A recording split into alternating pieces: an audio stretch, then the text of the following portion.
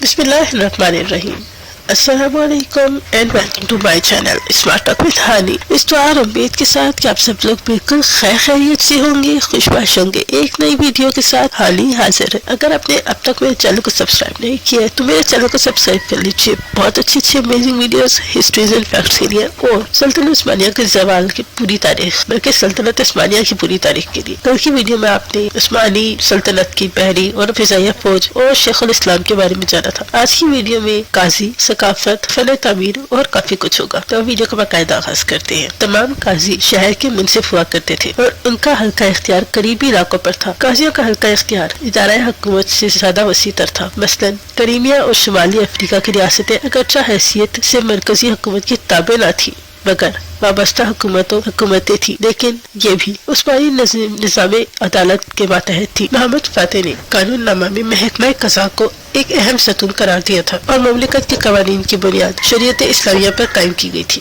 سلطنت عثمانیہ کی ثقافت.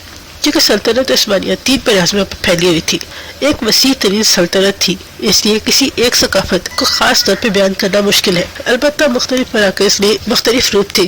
قسطنطنیہ کی شہری وزن دمشق، بغداد، مکہ، مدینہ، قاہرہ، تیونس، الجزائر پر اثر انداز ہوئی تھی. فنکاروں کا اجتماع قسطنطنیہ میں یہ ہوتا تھا، لیکن دستکاری اور صنعت کی غیر معمولی ترقی اناطولیہ میں ہوئی تھی، جس میں بروسا اور ازن کو اہم مقام حاصل تھا. کئی اہم شہروں کے کارخانے پوری سلطنت کو کپڑا اور ظروف فراہم کرتے تھے. اس کے علاوہ دیگر ممالک کو بھی اشیاء برآمد کرتے تھے. پارچہ بافی اور قالین سازی بھی کی سلطنتیں بھی اہم تھی. پارچہ بافی اور قالین سازی بھی سلطنت میں اہم صنعتیں تھیں. پارچہ بافی یعنی کپڑا بنانا، روئی کے گالوں کو پہلے کپاس کی فصل سے علیحدہ کرنا، پھر اس کا دھاگا بنانا اور اس کا کپڑا بنانا. اب تو یہ سب کام مشینوں پہ ہوتے ہیں، لیکن پہلے وقت میں یہ سب کام ہاتھوں سے ہی کیے جاتے تھے. ان سب کاموں کے ساتھ ساتھ ہاتھوں پہ قالینوں کا بنانا اور یہ بھی صنعتیں سلطنت عثمانیہ میں اہم تھی. دورہ عثمانیہ میں ترکوں کے گھر کوئی مہمان آتا تو اس کے سامنے سادہ پانی اور قہوہ دونوں رکھے جاتے تھے. اگر وہ پانی کی طرف ہاتھ بڑھا لے تو اس کا مطلب ہوتا تھا کہ مہمان کو کھانے کی طلب ہے. روز کے لیے اچھے کھانے کا انتظام کر لیتے تھے. اگر وہ قہوے کی طرف ہاتھ بڑھا لے تو وہ سمجھ جاتے تھے مہمان کو کھانے کی کوئی حاجت نہیں. اگر کسی کے گھر کے باہر پیلے پھول پڑے ہوتے تھے تو اس کا مطلب ہوتا اس گھر میں کوئی بیمار ہے، اس گھر کے باہر شور شرابہ نہیں کرنا، کوئی مہمان عیادت کے لیے آنا چاہیے تو آ جائے. اگر کسی گھر کے باہر سرخ پھول رکھے ہوتے تھے تو یہ اشارہ ہوتا تھا کہ اس گھر میں بالغ لڑکی موجود ہے. یہاں بازاری جملے نہیں بولنے، لیکن اگر کوئی نکاح کا پیغام بھیجنا چاہتا ہے تو خوش آمدید. ہر گھر کے باہر ایک گھنٹی اور 2 ہتھوڑے لٹکے ہوتے تھے، ایک بڑا اور ایک چھوٹا. اگر کوئی آ کر بڑے ہتھوڑے سے بجائے دروازے کو بجائے تو اس کا مطلب ہوتا تھا کہ مرد آیا ہے اور گھر کے دروازے کو مردہ نہیں کھولنا ہے. اگر کوئی چھوٹے ہتھوڑے سے دروازہ بجائے تو مطلب کہ گھر کے باہر کوئی عورت آئی ہے، دروازہ عورت نہیں کھولنا ہے. ترکوں کو صدقہ دینے کا طریقہ بھی کمال تھا. ان کے ہاں امیر لوگ سبزی فروشوں یا دکانداروں کے پاس جا کے کھاتا کھلوا لیتے تھے.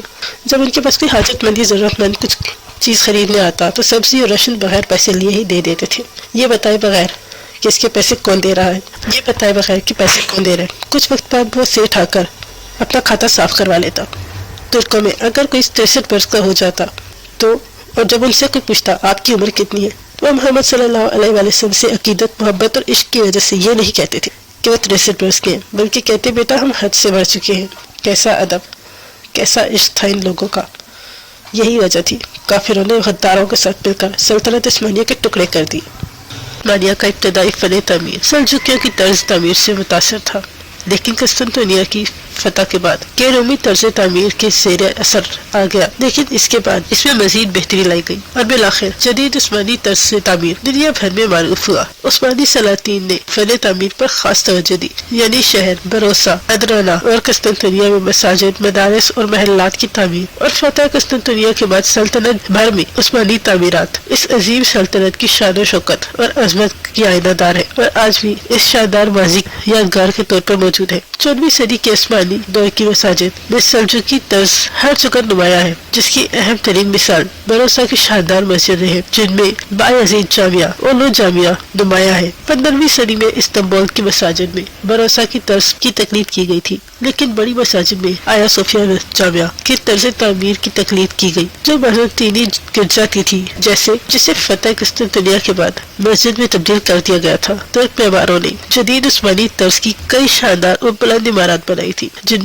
میں فتح جامعہ، سلیمیہ جامعہ، سلیمانیہ جامعہ اور اورتاکوئی جامعہ نمایاں ہے۔ عثمانی طرز تعمیر ان عمارات کے ذریعے آج بھی اپنی پوری آب و تاب کے ساتھ موجود ہے، حتیٰ کہ دنیا بھر میں جہاں بھی ترک تارکین وطن نے مساجد تعمیر کی، وہ اسی طرز تعمیر کا شاہکار ہے۔ پاکستان کے دارالحکومت اسلام آباد میں واقع فیصل مسجد کے مینار بھی ترک طرز تعمیر کے قابل ہے۔ عثمانی ترکی زبان مملکت کی اہم ترین زبان تھی، جو عربی اور فارسی کے زیر اثر تھی۔ عثمانیوں کی عدالت اور دفتری معاملات میں یہی زبان استعمال کی جاتی تھی، لیکن ایک وسیع سلطنت کے باعث اس میں مختلف مقامات میں مختلف زبانیں بولی جاتی تھی، اور آخری ایام میں فرانسیسی اور انگریزی بھی غیر مسلموں کے اعلیٰ طبقے میں بڑے پیمانے پہ بولی جاتی تھی۔ یہ بھی کہا جاتا ہے فارسی ادبی اور عربی مذہبی زبان کے طور پہ استعمال کی جاتی تھی۔ سلطنت عثمانی میں مذہب عثمانی سلطنت کا سرکاری مذہب اسلام تھا، لیکن غیر مسلموں خصوصاً اہل کتاب مسیحیوں اور یہودیوں سے ان کے اعلیٰ رویہ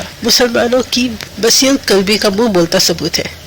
محمد فاتح نے قسطنطنیہ کو فتح کرنے کے بعد مقامی مسیحیوں کو شہر میں رہنے کی اجازت دی اور ان کے چند گرجوں کو بھی بحال رکھا۔ 1492 میں سقوط غرناطہ کے بعد اسپین سے نکالے گئے مسلمانوں کو بخیریت مسلم سرزمین پر پہنچانے کی جو عظیم مہم چلائی گئی، اس میں کئی یہودیوں کو بھی مسیحیوں کے مظالم سے بچا کر ترک سرزمین پر لایا گیا اور انہیں سلطنت عثمانیہ میں آزادی کے ساتھ رہنے کی اجازت دی گئی۔ اسلامی شریعت مملکت کا بنیادی قانون ہے۔ اسلامی شریعت مملکت کا بنیادی قانون تھا اور اس کا ماخذ قرآن و حدیث تھے، اور ان دونوں سے رہنمائی نہ ملنے کی صورت میں اجماع یا قیاس سے کام لیا جاتا تھا۔ علم و ادب سلاطین عثمانیہ علم و ادب سے گہرا لگاؤ رکھتے تھے۔ علماء اور فضلاء کی بے حد تعظیم و تکریم کی جاتی تھی اور ان کے لیے باعزت روزگار فراہم کیا جاتا تھا۔ محمد اول کے دور میں علم و ادب کی بھرپور سرپرستی کی گئی، بلکہ یہ کہنا بے جا نہ ہوگا کہ دراصل انہی کے دور میں سلطنت میں ادب خصوصاً شاعری کو تجویز دی گئی۔ سلطان محمد فاتح ترکی زبان کے ایک صاحب دیوان تھے، شاعر تھے، مطالعہ کا بے حد شوق رکھتے تھے، اور انہوں نے اپنے دور حکومت میں دیگر علوم و فنون کو بھی تجوید کا کام کیا۔ بایزید کو تصوف مذہب اور شاعری سے دلچسپی تھی، جبکہ سلیم اول کو تاریخ اور فارسی شاعری کے علاوہ مطالعے کا بھی شوق تھا۔ فارسی زبان میں سلیم اول کی کچھ نظمیں بھی موجود ہیں۔ مراد ثانی تصوف کی ایک کتاب کے باعث شہرت رکھتے تھے۔ عثمانی حکمرانوں میں سے 21 کے بیاض ملتے ہیں۔ دراصل عثمانی ادب اور فارسی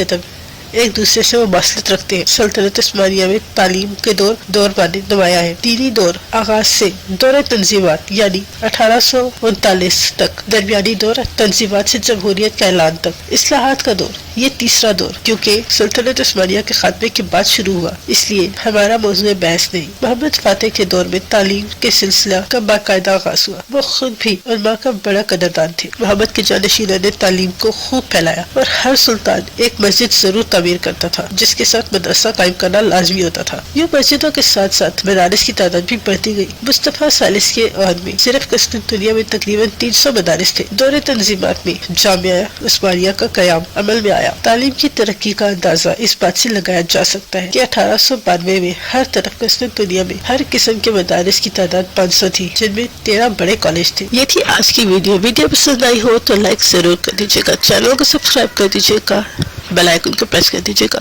تو اب یاد رکھیے گا۔ اللہ حافظ۔